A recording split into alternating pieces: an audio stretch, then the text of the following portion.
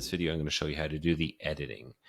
So the two edits you can make are here. Okay, so that you've got the edit button and you have the trash or delete button. Okay, so let's talk about editing our layers. So when I click the edit, you'll notice that all my shapes change in how they look.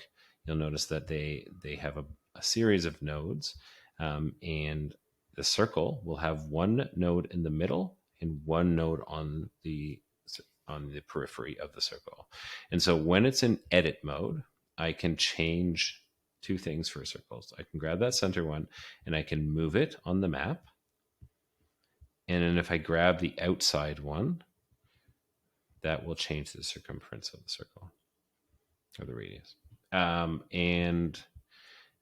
So that's how it works for the circles. For the polygon, you're given a bunch of nodes, and essentially what you're able to do is then manipulate those nodes. So if you're trying to adjust the exact shape,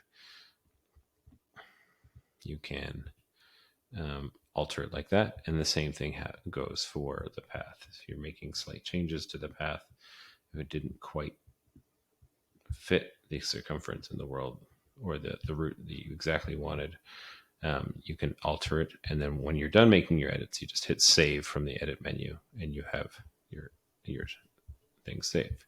The other one you can do is delete. So if you want to go into delete layers, you open the delete and then click on the feature you want to remove and then hit save. As simple as that.